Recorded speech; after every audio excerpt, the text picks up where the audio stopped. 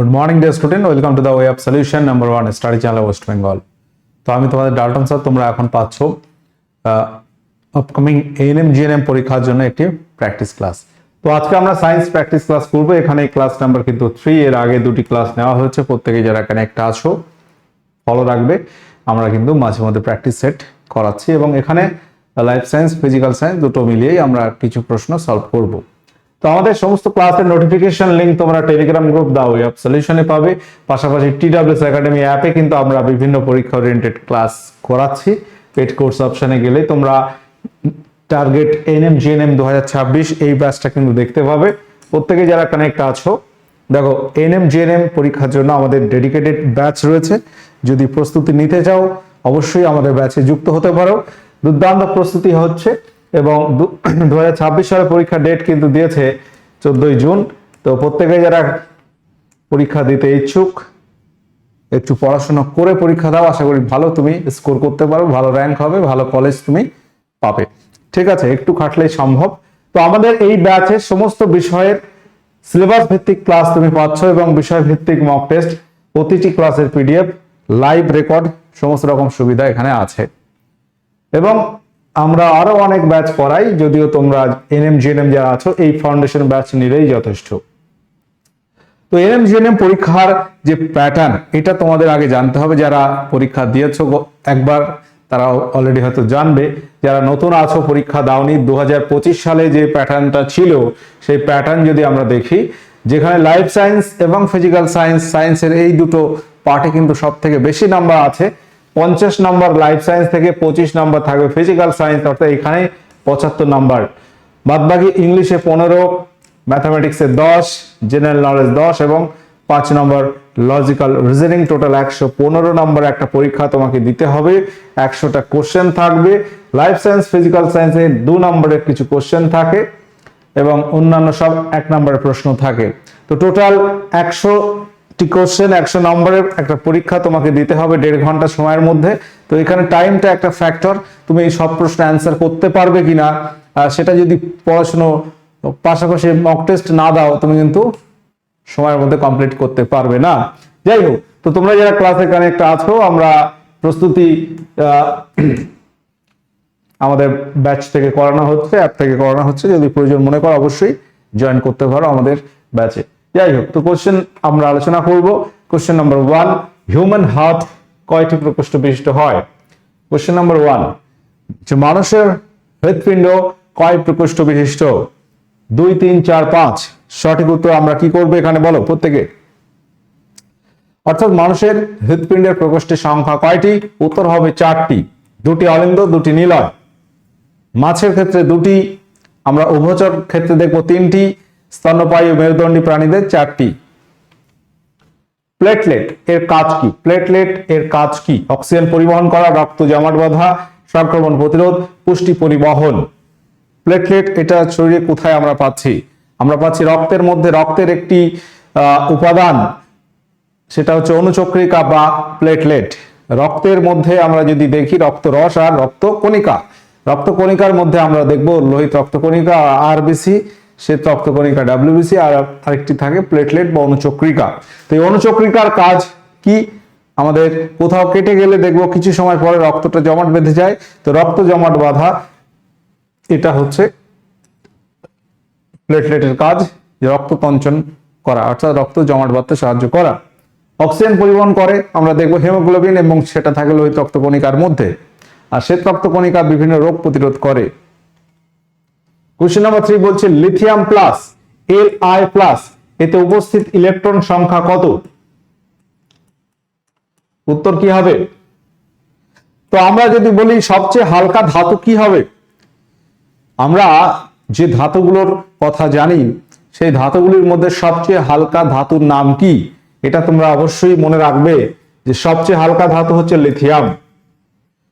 ধাতুর মধ্যে সব থেকে হালকা ধাতু হচ্ছে লিথিয়াম। এই লিথিয়ামের সংকেত Li। আমরা পর্যায় সারণীতে যদি দেখি লিথিয়ামের অবস্থান 1, 2, 3, অর্থাৎ হাইড্রোজেন, হিলিয়ামের পরে lithium, beryllium, boron, carbon, nitrogen, oxygen, neon, তো এইগুলো আছে। Sodium, magnesium. তো এই যাই হোক পর্যায় সারণী দেখবে যে 118টি মৌল আছে এবং 118টি মৌলের মধ্যে লিথিয়াম সবচেয়ে হালকা এবং অসমিয়াম সবচেয়ে ভারী ধাতু, সবচেয়ে হালকা ধাতু এবং ভারী ধাতু, এটা তোমরা মনে রাখবে।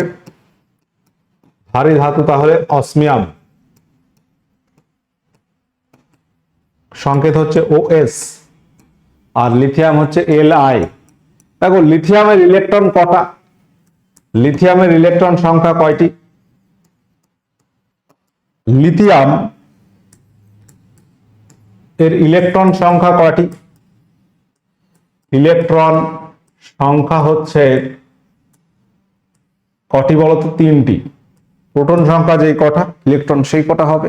হাইড্রোজেন, হিলিয়াম, লিথিয়াম, লিথিয়ামের ইলেকট্রন 3টি, কিন্তু এখানে বলেছে লিথিয়াম প্লাস। লিথিয়াম প্লাস মানে কি? লিথিয়াম প্লাস এটা মানে হচ্ছে তোমার এ থেকে একটা ইলেকট্রন চলে গেছে না যোগ হয়েছে। একটা ধাতু সে যখন পজিটিভ আধানে আহিত হচ্ছে তার মানে বুঝতে হবে সেখান থেকে কিছু ইলেকট্রন বেরিয়ে গেছে। এবার কটা ইলেকট্রন? একটা প্লাস মানে একটা ইলেকট্রন বেরিয়ে গেছে, অর্থাৎ এখানে ইলেকট্রন সংখ্যা হচ্ছে 2টি। সঠিক উত্তর হবে 2। এখানে সঠিক উত্তর অপশন ডি হবে, 2টি ইলেকট্রন আছে। যদি লিথিয়াম ডবল প্লাস হয়, যদি লিথিয়াম প্লাস প্লাস হয় তাহলে কি হবে? তাহলে হবে 3 - 2 একটি। যদি লিথিয়াম মাইনাস হয়, কথার কথা, তাহলে কি হবে? 3 + 1। যদি মাইনাস হয় মানে বুঝতে হবে ইলেকট্রন বেশি আছে, যদি প্লাস হয় বুঝতে হবে ইলেকট্রন কম আছে। অর্থাৎ একটা পরমাণু নিস্তড়িত প্রোটন ইলেকট্রন সমান থাকে, যদি প্রোটন এসে যুক্ত হয়, ইলেকট্রন এসে যুক্ত হয়, তাহলে ইলেকট্রন বেড়ে গেলে আমরা মাথায় লিখবো মাইনাস, এটা নেগেটিভ আধানে আহিত হয়েছে। আর যদি ইলেকট্রন চলে যায় তাহলে সেটা পজিটিভ, প্রোটন সংখ্যা তুলনামূলক বেশি হয়ে যাচ্ছে, তাহলে সেটা উপরে একটা প্লাস লেখা হয়। তাহলে প্লাস মানে বুঝতে হবে ইলেকট্রন কমে গেছে, মাইনাস মানে বুঝতে হবে ইলেকট্রন বেড়েছে। এইভাবে কিন্তু তোমাদের মনে রাখতে হবে। কোশ্চেন নাম্বার 4, কোন যন্ত্রের সাহায্যে তরলের ঘনত্ব নির্ণয় করা হয়? কোন যন্ত্রের সাহায্যে তরলের ঘনত্ব নির্ণয় করা হয়? উত্তর কি হবে? Hydrometer, hygrometer, tachometer, anemometer. তরলের ঘনত্ব নির্ণায়ক যন্ত্র এখানে আমরা দেখব হাইড্রোমিটার। হাইগ্রোমিটারের সাহায্যে আমরা দেখব বাতাসের আর্দ্রতা পরিমাপ করা হয়। অ্যানেমোমিটারে বাতাসের গতিবেগ পরিমাপ করা হয়। বাতাসের গতিবেগ পরিমাপ করা হয়। কোশ্চেন নাম্বার 5, পানীয় জলে অতিরিক্ত নাইট্রেটের উপস্থিতিতে যে রোগ হয় সেটি কি? Adam syndrome, blueberry syndrome, Turner syndrome. পানীয় জলে অতিরিক্ত নাইট্রেট যদি থাকে সেক্ষেত্রে বাচ্চাদের ক্ষেত্রে শরীর নীল হয়ে যেতে পারে, অর্থাৎ সেই সিনড্রোমটার নাম হচ্ছে blue baby syndrome. Option B সঠিক উত্তর হবে। কোশ্চেন নাম্বার 6 বলছে তড়িৎ চুম্বক প্রস্তুত করতে স্টিলের পরিবর্তে কাঁচা লোহা কেন ব্যবহার করা হয়? তড়িৎ চুম্বক প্রস্তুত করতে স্টিলের পরিবর্তে কাঁচা লোহা ব্যবহার করা হয়, কারণ কি? অপশনে এটি বলছে এটি সহজে স্থায়ী চুম্বকে পরিণত হয়, এর চুম্বক প্রবণতা বেশি, এর চুম্বক শক্তি যত খুশি বাড়ানো যায়, এর চুম্বক প্রবণতা কম। দেখো কাঁচা লোহা আর স্টিল, কাঁচা লোহা খুব সহজেই চুম্বক হতে পারে। তড়িৎ চুম্বক অর্থাৎ তড়িতের দ্বারা চুম্বক তৈরি করা হয়। তড়িৎ চুম্বক তৈরি করতে গেলে আমাদের মনে রাখতে হবে সেটা অবশ্যই চুম্বক পদার্থ হতে হবে, অর্থাৎ চুম্বক পরিণত বা চুম্বক দ্বারা আকৃষ্ট হয় এই পদার্থ হতে হবে। এবার কোন ক্ষেত্রে কি কাজে লাগাবো? আমরা স্থায়ী চুম্বক যদি তৈরি করি স্টিল ব্যবহার করব। কাঁচা লোহার চুম্বকত্ব বেশি সময় থাকে না, কিন্তু খুব সহজে চুম্বক হয়, এর চুম্বক প্রবণতা বেশি। এটা স্থায়ী চুম্বক হয় না, ঠিক আছে? এটি স্থায়ী চুম্বক হয় না।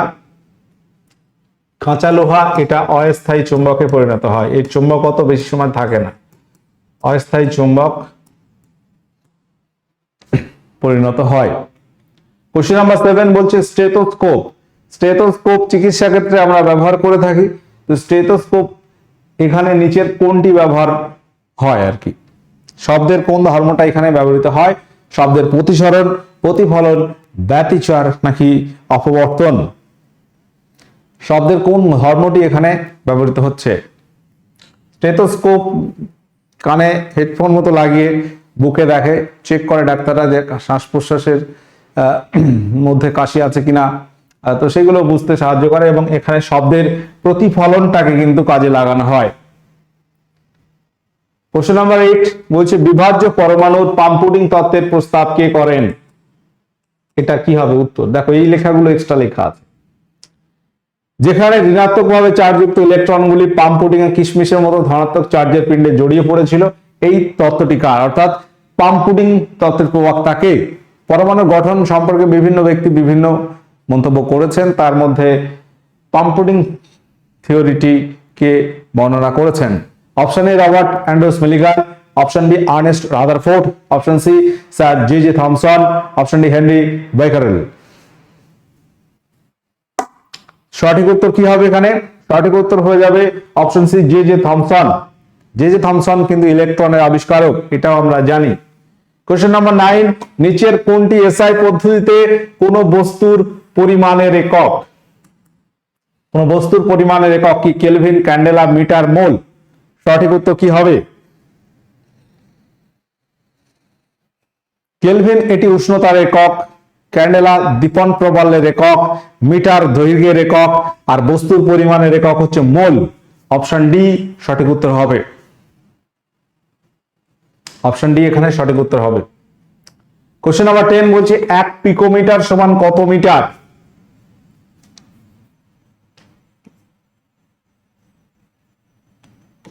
এক পিকোমিটার সমান কত মিটার? তো এখানে দুটো অপশনই একই ছিল, যাই হোক আমরা এখানে কোন অপশনটা নিচ্ছি? 10⁻12 মিটার। 1 পিকোমিটার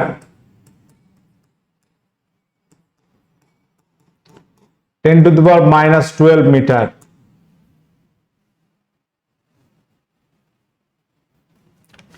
এক ফার্মি।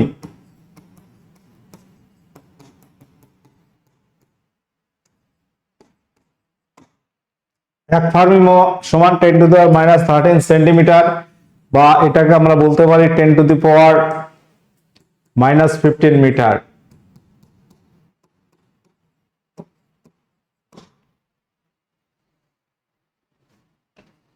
পরবর্তী কোশ্চেন, যখন বরফ গলে জলে পরিণত হয় তখন তার আয়তন বাড়ে। অপশন এ বলছে আয়তন বাড়ে, অপশন বি ভর কমে, অপশন সি আয়তন কমে, অপশন ডি ভর বাড়ে। তো এই চারটি অপশনের মধ্যে সঠিক উত্তর কি হবে? বরফ যখন গলে গিয়ে জলে পরিণত হচ্ছে তখন তার ভর কিন্তু বাড়া কমা হবে না, ভর যা ছিল তাই থাকবে। তোমাকে এখানে অপশন এ এবং সি এর মধ্যে করতে হবে আয়তন বাড়ে না আয়তন কমে। সঠিক উত্তর কি হবে? আমরা জানি যে জল যখন বরফ হচ্ছে আয়তন বাড়ে, তাহলে বরফ থেকে জল হলে আয়তন কমবে। অপশন সি এখানে সঠিক উত্তর হবে। প্রত্যেকে যারা কানেক্ট আছে অপশন সি এখানে সঠিক উত্তর হয়ে যাবে। পরবর্তী কোশ্চেন বলছে প্রেসার কুকার যেটা আমরা বাড়িতে ব্যবহার করে থাকি, এর সম্পর্কে কোন বিবৃতিটি সঠিক? এখানে বাষ্প তাড়াতাড়ি রান্না করতে সাহায্য করে, উচ্চ চাপে তরলের স্ফুটনাঙ্ক বেড়ে যায়, অপশন সি জ্বালানি খরচ সাশ্রয় করে, অপশন ডি কোনটি নয়। প্রেসার কুকার কোন নীতিতে কাজ করে? এখানে ফিজিক্স কি আছে? সঠিক উত্তর কি হবে? প্রেসার কুকারে কি হয়? আবদ্ধ করে চাপটা বাড়ানো হয়, চাপ বৃদ্ধিতে তরলের স্ফুটনাঙ্ক বাড়ে, যার ফলে এটি দ্রুত সিদ্ধ হয়। অপশন বি এখানে সঠিক উত্তর হবে। কোশ্চেন নাম্বার 13 বলছে যে নাইট্রোজেন বেসটি শুধু আরএনএ তে পাওয়া যায় তা হলো কি? শুধু আরএনএ তে পাওয়া যায়, অর্থাৎ ডিএনএ আরএনএ এর মধ্যে নাইট্রোজেন বেস থাকে অ্যাডেনিন, গুয়ানিন, থিয়ামিন, সাইটোসিন, তাই তো? ইউরাসিল, এর মধ্যে কোনটি শুধু আরএনএ তে আমরা পাবো, ডিএনএ তে পাবো না? আমরা ডিএনএ এবং আরএনএ এখানে যে নাইট্রোজেন বেসগুলো আছে, ডিএনএ তে থাকে অ্যাডেনিন, গুয়ানিন, থিয়ামিন, সাইটোসিন, আর আরএনএ থাকে অ্যাডেনিন, গুয়ানিন, সাইটোসিন আর ইউরাসিল।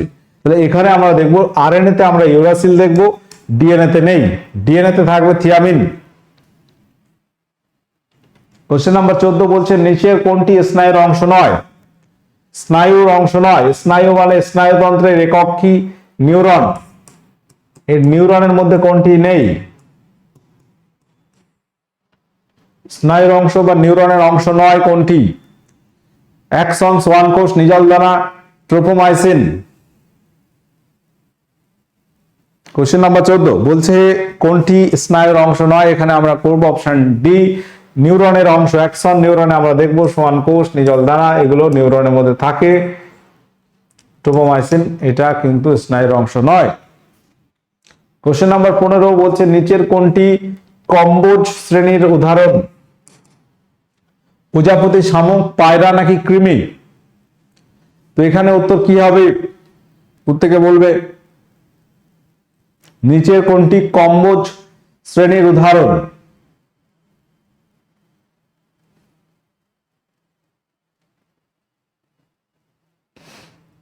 কম্বোজ শ্রেণীর উদাহরণ হচ্ছে শামুক। অপশন বি এখানে সঠিক উত্তর হবে। তো প্রত্যেকে যারা কানেক্ট আছো এনএম জিএনএম প্রস্তুতি যদি নিতে চাও আমাদের কাছে, তো ব্যাচ রয়েছে আমাদের এনএম জিএনএম ফাউন্ডেশন, একদম কারেন্ট রিসেন্ট ব্যাচ। দুর্দান্ত ক্লাস কিন্তু এখানে করানো হচ্ছে, প্রত্যেকটা সাবজেক্টের ক্লাস পাচ্ছ, তার পাশাপাশি প্র্যাকটিস ক্লাসও কিন্তু একই সঙ্গে করানো হচ্ছে। কোশ্চেন নাম্বার 16 বলছে ওজোন লেয়ার, ওজোন স্তর বায়ুমণ্ডলের কোন স্তরে থাকে? Troposphere, stratosphere, mesosphere, thermosphere? সঠিক উত্তর কি হবে? ওজোন লেয়ার কোথায় থাকে? দেখো বায়ুমণ্ডলের সর্বনিম্ন স্তর হচ্ছে ট্রোপোস্ফিয়ার, যাকে ক্ষুব্ধমণ্ডল বলা হয়, ঝড় বৃষ্টি এখানেই হয়। তারপরে স্তর স্ট্র্যাটোস্ফিয়ার, যেটাকে শান্তমণ্ডল বলা হয়, সেখানেই থাকে ওজোন স্তর।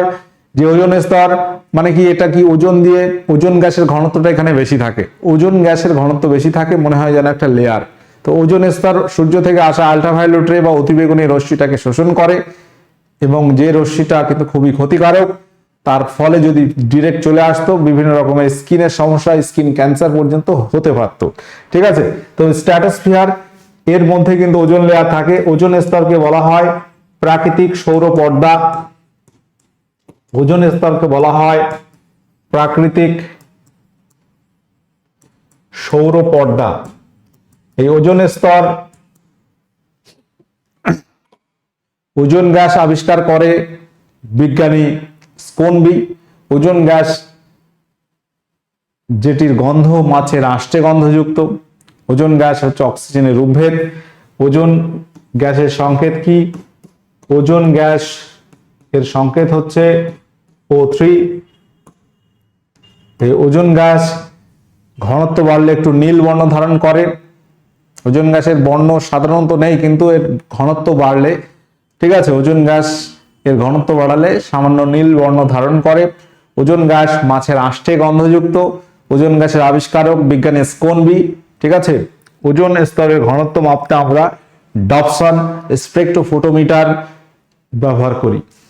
তাহলে অনেক কথা এখানে বলা হয়েছে। স্ট্র্যাটোস্ফিয়ার এটাকে বলা হয় শান্তমণ্ডল, বিমান চলাচলে স্তরে করে। ঠিক আছে, স্ট্র্যাটোস্ফিয়ারের উপরে আছে মেসোস্ফিয়ার, থার্মোস্ফিয়ার, তারপর এক্সোস্ফিয়ার আছে।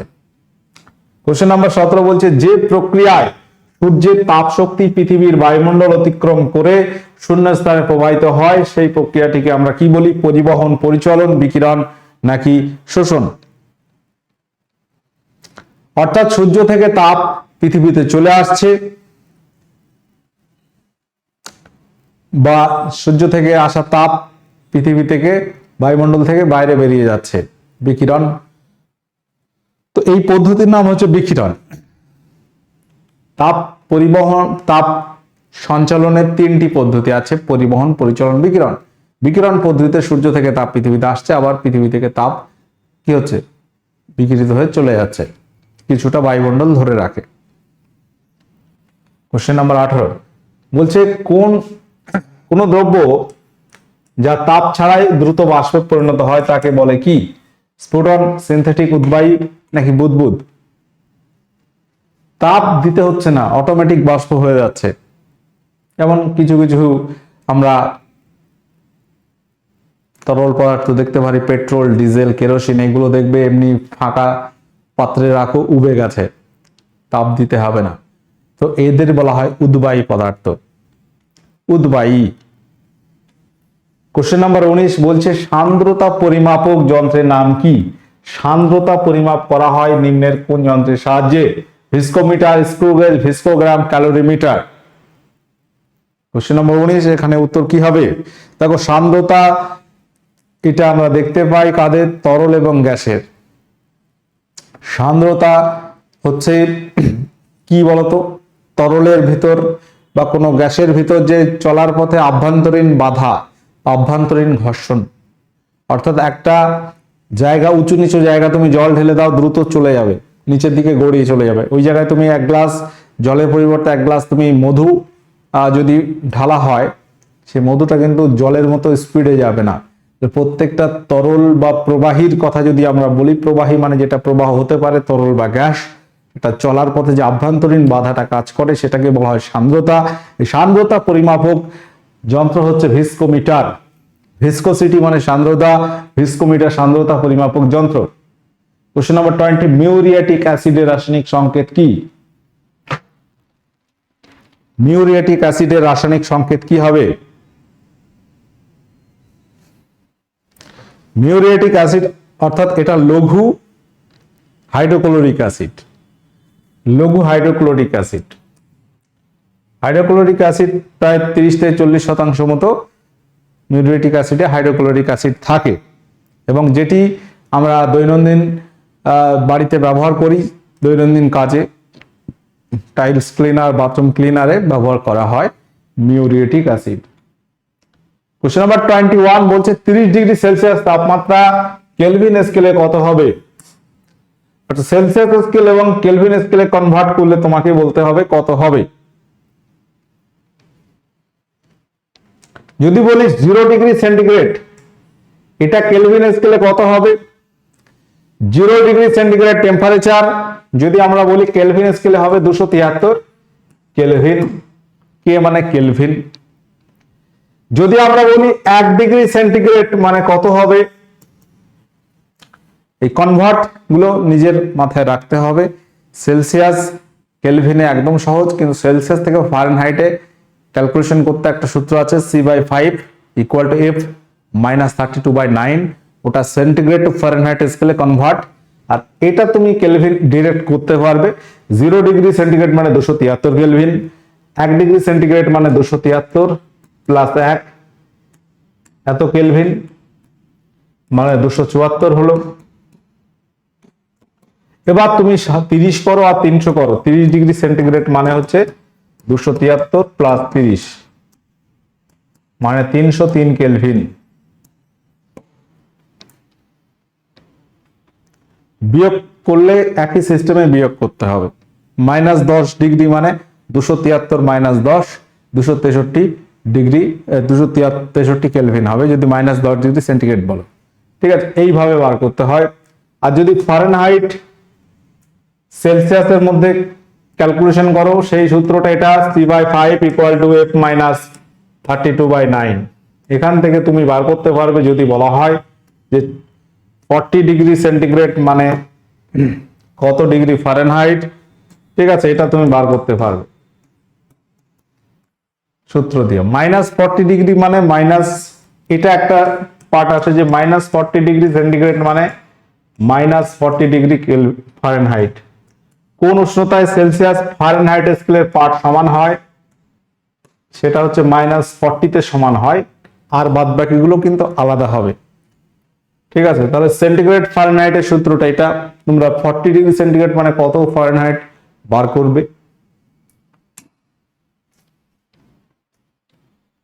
কেলভিনের সঙ্গে সেন্টিগ্রেডের কনভার্টটা বুঝতে পারলে, যদি আমরা বলতাম -20 ডিগ্রি সেন্টিগ্রেড কেলভিনে কত হবে, তাহলে 273 -20 মানে 253 কেলভিন হতো।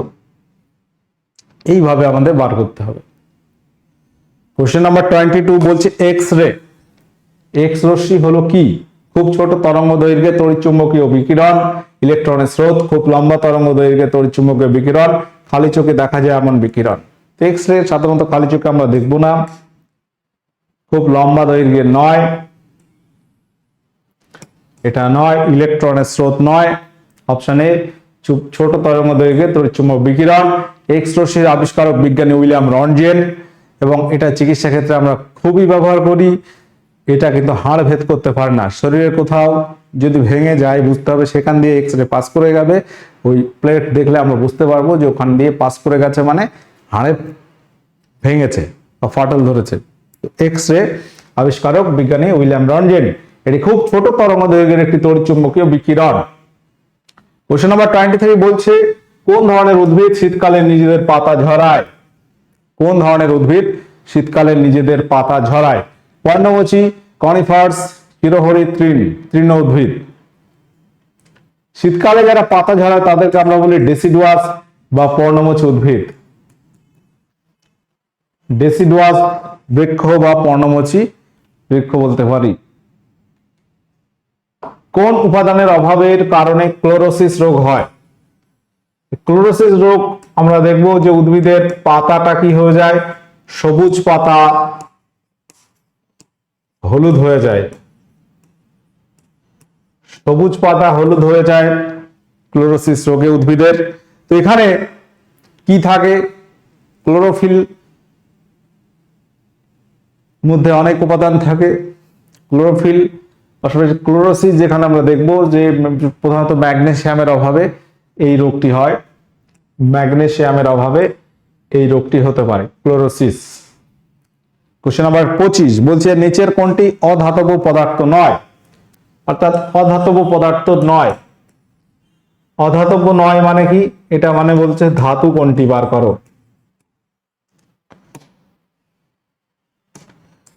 ধাতু কোনটা তোমাকে খুঁজে বার করতে হবে। পিটি মানে platinum, H helium, N2 nitrogen, O2 oxygen. তাহলে এখানে প্লাটিনাম একটি ধাতু, এটি হচ্ছে অধাতব পদার্থ নয়। কোশ্চেন নাম্বার 26 এটা তোমরা হোমওয়ার্ক করবে যে মানুষের দুধ দাঁতের সংখ্যা কয়টি? তো আজকে সেশন এখানে এন্ড হচ্ছে। 25 কোশ্চেনের মধ্যে তোমার স্কোর কত আসলো অবশ্যই কমেন্ট করে জানাবে। তো ক্লাসগুলো করতে থাকো।